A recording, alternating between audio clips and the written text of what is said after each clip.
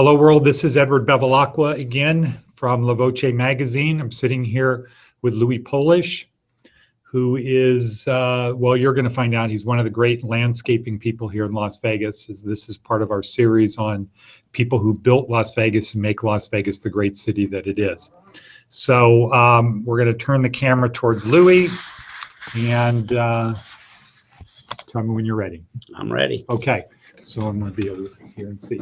So Louis, you are one of the unique people that was actually raised here in Las Vegas. That's correct. Okay. Mm-hmm. And Las Vegas has changed a lot. Just a little. Little? Just a little. Only a little? lot. Okay. A lot.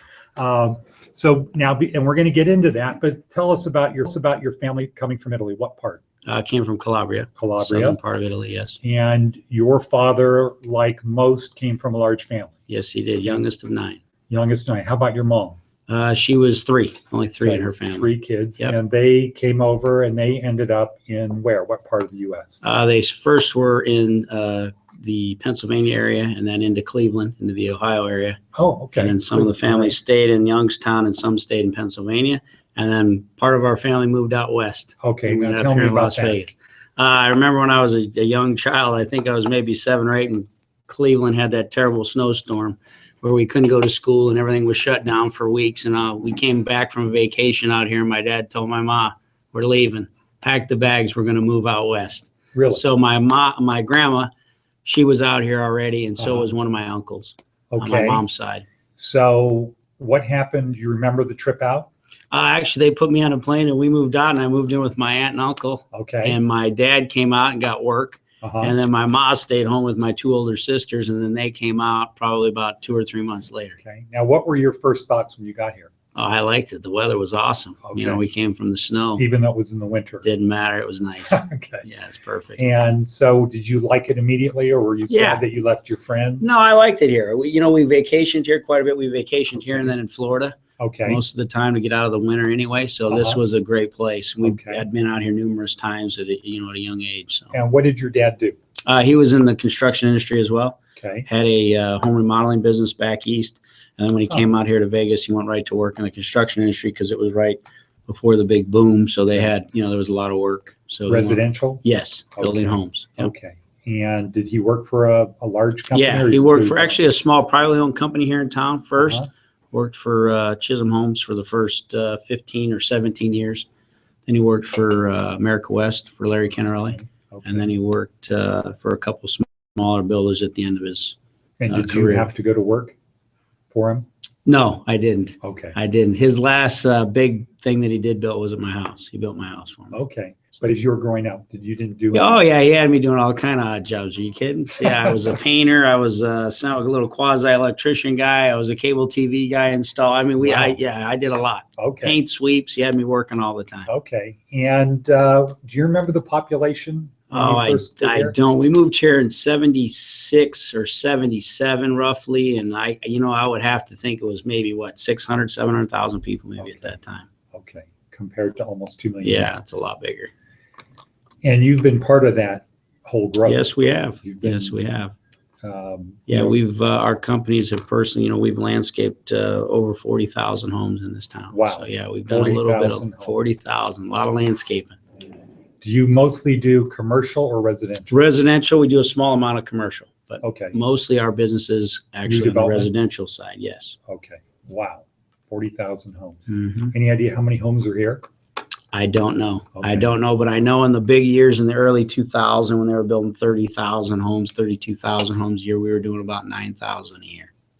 And what do you think helped you get into being able to do that kind of scale? Just maybe a little fearlessness. I don't know. I was just young, kind of wasn't afraid of much. So we got great people around us. The economy was great. It's a great place to be. I mean, it was, to be an entrepreneur in Vegas is an awesome place, especially in the 90s, late 90s, early 2000. It was awesome. So that's what I think, just timing. Yeah. And I do credit work ethic though. I mean, I learned good work ethic. I've not, I know what it takes. You got to work hard. My dad taught me that a long time ago. If you want something, you got to work for it. Well, that's kind of obvious from what you've accomplished. But the other thing is, this place, your facility is immaculate. Yeah, it's nice. So do you work hard to the point of exceeding expectations, or is Always. it just okay? Always. Right. So I could tell by your fast answer to that one. Yes, that always. it's not just working hard, it's exceeding Yes, expectations. sir. Positively. And you've been able to get contracts to do the landscaping work for all the big developers, right? Yes. For most of them? Yes. Yeah. Some of our relationships with our major builders have pushing 20 years. We've been doing a lot of business for these guys for a long period of time. So yeah, our top 5 big builders are 18 to 20 some years we've been working. Huh. Wow. And when the economy went bad, and what was that, about 2008? Yeah, we started actually laying off in 7. Because you knew, or because it just started permits? happening. Okay. It started slowing down. We started slowing down. Yeah, sales started Because slowing. they weren't selling the homes. Correct. They built. Everything started falling. I have a drastically. stepbrother who was selling for Horton, I think. Yeah. New homes for Horton. And all of a sudden, everything just. Oh, it was amazing. Yeah. And, but how is it now? It's, there's life, it's not back to being, I don't think it's healthy yet. I think it's definitely going in the right direction. We're not even quite back to being half of what we used to be in the heyday, but we're getting there. Like I said, it's healthy. There's growth. This year is going to be a great year. I think, it's going to help us. I think 16 is going to be like a blowout type year, but I think 15 is going to be a good year. Okay. It's going to be a good year. And in the future, when Las Vegas is fully built out, what do you do maintenance for the places that you originally landscaped? No, we don't do any maintenance right now. You do the first. Yeah, we kind of we do the landscaping for the builders, and then we actually kind of diversified with the economy dropping off like it did. Obviously, the numbers I don't think will ever come back to those 30,000 homes a year kind of number, right? But we don't need that; it's not healthy. So if we can get more touches per house, so what we've done is we've gone out and got my pool license, so we're building swimming pools. Gone out and we do paver work now, which has become a major portion of our business. We got probably, I don't know, around 40 guys laying pavers every day. So that's kind of stones. Yes, correct. Okay. So we put those in the driveways. So now we're doing the landscaping, we're doing all the grading work, and then we do all the paver work. And then if they want to upgrade and do some backyard stuff, we have a custom division that does that with the swimming pools. So is that when people go to buy their new house, these are the options that they put in? Or correct. Okay. Yep, they can pick that as an option with some of the builders. And again, that's all dictated by appraisals. If they can get the appraisals on the new homes, then they can do more stuff to fit into the mortgage. Okay. Do you travel much around? Yes. Okay. Yep. Do you know Jim D'Onofrio? No. Okay. So he has Trident Construction. They do commercial stuff. I've heard of them. And so we interviewed last week. You know Angelo Casaro, right? Yes. Yeah. Okay. Yep. So we're going to interview him. Oh, right on. But Jim does commercial work, and he said, we're talking about how's the quality of work in Las Vegas compared to other places. He said, number one, we build things we don't do anywhere else in the world. Would you say that's pretty accurate for yes, for residential too? Yeah, I think homes here. I think the way we do business here is very unique and from different areas of the country that I have traveled, and even with some of our builders, I've gone to look at the way they run their divisions or the things that they do differently. And for the most part, out west, especially here in Vegas, but Vegas, Phoenix, and even parts of Southern Cal, the subcontractor base, the companies are much larger than they're used to dealing with, say in the Midwest or even the East, where companies of that might do landscaping might be 20 to 50 people. We employ hundreds of people. You know what I mean? And it's the same with plumbers, framers, all that, large companies here. So I think it makes it easier for our builders to grow because they can count on us to have the manpower and to get the work done. Yeah. So it's very unique. And so one of the things Jim was saying, he said, I've been to Dubai, and these buildings look good until you get within 10 feet. Then the workmanship isn't that good. Right. What do you say about the landscaping side here? I think it's fitting to the West Coast, right? Because what we do here is obviously it's geographically determined, if you want to say it that way. You know what I mean? What we do in the West is totally different than Midwest and obviously in the East.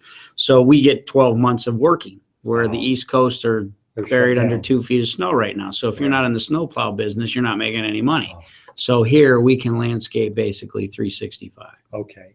And how is the quality I would rate us at the top of that. I think in we the do. whole world? Yeah, I think we do a great job here. I know just from what, the companies that some of the big builders pay to have these, the research done by JD Powers and all these other companies. We've worked for some of the builders that have ranked #1 in the nation right here in Las Vegas. Oh. We always rank extremely high for quality. Okay. So I would say yes, without a doubt. And when you get into jobs or when you talk to people, is water always an issue? It is, but the thing with the water is it's become kind of like a given. 10 years ago we were putting sod in front yards. And that's no more. And we don't do that at all anymore. So we've learned to get past it, which I agree with. I have a hard time with that because it's a natural resource that we can't create. We have to have it, right? Yeah. So it's like just changing things up a little bit and putting it in the rock scale. I think it's fine. I mean, when you really look at Las Vegas or even drive outside of town, any direction, tell me what's living. Yeah. Creosote bush and sagebrush. That's all that grows here naturally. Huh. So when you want to have something green, a golf course or a green, lush front yard, that's not natural. So it's going to take a lot of extra water to do that. So along those lines, we talked to somebody about a year ago from the water district, and his thing was, we don't call sod houses that have grass in front of them landscape. That's now landscape. Yeah, right. Do you agree? Yes, yes, it is. Yeah, And we worked a lot with the Southern Nevada Water Authority, coming up with some of those regulations, and we became one of their registered landscape companies back in the day when they first initiated all that. Because again, we were doing so much of it. It was nice. They reached out to us to talk to us about that, and there's absolutely no reason. I think he said it takes like 77 gallons of water per square foot. That sounds about right. I don't know the exact numbers, but I think you're real close. It was when I first started doing the research on it, it was incredible. It's basically like running a shower out at every one of your sprinkler heads in the front yard. You know what I'm saying? So it's a lot of water. But he also said water in Las Vegas is very inexpensive compared to other parts of the country. It really is. But I mean, as a consumer, we bag on that, right? We disagree. We're paying a lot for our water, you know. But with the tiers that they came up with, it definitely hits the, if you got grass and you want to keep it, if you want to keep that lawn looking green and you have a big square footage of it, you're going to pay. So I think it's definitely expensive, from what it used to be. Let's put it that way. Now, when you do a house and you put the landscaping in, is it pretty sophisticated with, what are they, drip things? Yes, it's all drip irrigation. It's all timer clocked. Everything's done. So nobody has to go out there with the garden hose? Nope, nothing. Okay. Yeah. And how's that evolved? Oh, absolutely. When you started. Absolutely. Yeah. College, the what was landscaping like? It was mostly sprinklers. We were putting grass everywhere. I mean, I know back in the early 90s when we started 91 through 90, heck, I want to say through the late 90s, mid to late 90s, it was 70% of every yard we did had grass. Wow. 70%. And what is it now? 100% not. 100%. It's all desert. All of the you places cannot pick grass. It doesn't work. It's not even an option. So you can't go you're going to go buy your home and say. If you want to build a custom, you could do it, but you can't do it in production homes. Okay. They just say no. That's not a choice. Grass. Not even an option. Do they get to choose what kind of plants they have? Yeah, they get to choose some, and that's the other thing that's kind of evolved is that, the style or the rock, the texture. We can do different colors of rock, different texture of rock. You can do some design work with the rock. So there's a lot to do that it's got curb appeal. Yeah. I think it looks good. Yeah. Yeah. It's definitely evolved from just in the old days. It was just throw down rock and there was no mounding. Now we do contouring, we do riverbeds, throw in some DG or some cobble just to accent it. It looks really nice. I was looking at your website of all of the different yards, how they look, and is that the type of rock? Is that plentiful? Yes. It's not a problem. It's not. Where does that come from? The quarries, most of it, believe it or not, comes from the Arizona side of the dam. Huh. We drive down there. I got trucks that go down there every day. So between Kingman and our Hoover Dam, there's a lot of rock quarries down there because it's a good vein of granite. Boulder City has a couple good veins, and then the rest of it, not so much in town. You got to go north up towards Beatty. There's some more pits. So highly sophisticated business. It is. It really is. It's a mining business, and it's become big business because it wasn't such a big business, and that's just kind of evolved. It's Sure. grown into this big. Went from lawn to rock. Right, 70. I'm telling you, we used to run the number 70. 7 out of every 10 houses we would put grass in the front yard would be their pick, and then we'd have accents of rock. Where now it's obviously the whole other way. And how do you measure how much rock you put in a house? Is it by ton? By square foot.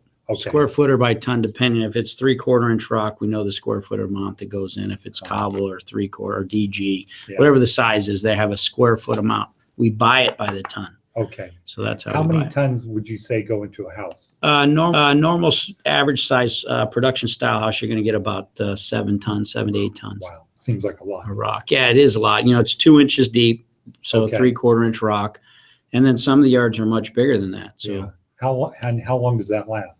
I've never seen the end of it. I mean, some of this rock we put in 20, I've been doing this, 25 years. I haven't seen the end. I haven't seen it wear out. Let's put it that way. It's like there. on my house, it seems like it's going away. It's because you might have a sandstone. For a while, they started using a sandstone rock. There was some sandstone suppliers out on the south end of Vegas here going out towards Gene that hit, it's just a vein of sandstone. Well, sandstone over time will dissolve. And if you walk on it, it just breaks apart. It gets smaller and smaller. So what we do is we even test. We periodically test the granite even that we bring in. I get a test to see how the hardness. No, you send it into the geotech guys and let them do some testing on it. Oh yeah, we test to see what the alkali levels are, all that kind of stuff. So you've been here since almost 40 years. Yeah. And it's changed a lot. A lot. Okay. Now, what would you say about 40 years from now? I think Vegas is one of the greatest places. You can't even, for me personally, and I've lived here this long, I couldn't even imagine what it's going to happen here because there's no way you could have imagined late 70s what our strip was going to look like in 2000. Somebody showed you a picture when you moved moved here here and said, you got to remember, the Hacienda was where the Mandalay Bay was. You know what I mean? You had Caesar's Palace was the big, beautiful place down on the strip. Yeah. You had the Landmark and the Dunes was there. The Riviera was obviously there, and the Tropicana, and that was those were your big shows. But that was fantastic. Oh, it was awesome. Yeah. I mean, I remember when the Tropicana redid their pool in the mid '80s. That was the place in town to go when we were teenagers. We hung out there all the time. And so, like, what do you say about what the future will be? The stuff they build up there blows my mind. Honest to God, I live here and it blows my mind. There's times I drive up there, and hell, we were just up there not too long, a couple of weeks ago, my wife and I, and you're just standing there and you're looking at this place, going, we live here. I mean, it looks like city parts of it. You go stand out in front of the RA. There's nothing that compares other than New York City. Yeah. Yeah. So it is just it's a really cool, and I think we're going to always be cool because it's Vegas. Yeah, it's great. There's no other place like it. Well, we interviewed Bob Anderson with his Frank Sinatra show, and he's at the Palazzo through the end of April. And I would say, Louis, that is the show you need to go. Yeah, we'll go see it. You need to see it. Yeah, that'd be cool. He's here till the end of April, but it is. He looks like Frank Sinatra. Yeah. He sounds like Frank Sinatra. That's great. He has Frank Sinatra's arrangement, the guy that was with Vince Falcone, that was with Sinatra for many, many years, as conducting orchestra, 32-piece orchestra. I mean, it is as real as you can get. That's cool. Yeah, we'll go check it out. I took Lucy to it. Yeah. And for her, that's her experience of Frank Sinatra. Sure. She's alive. 67 years old. Yeah, right. And somebody says Frank Sinatra. She's going to be thinking Bob Anderson. That's cool. It's a great show. And we also want you to come by the club sometime. For sure. Michael is been there, and your mother. My mom's been there. My sister's been there a few times. Okay. Yeah. So, you've been there in the past. Yeah, a long time ago. Okay, well, it's different. Yeah. It's different now. Yeah. I think you'll be pleasantly surprised. Well, Louis, thank you very much for your time. It was great. I think you've done.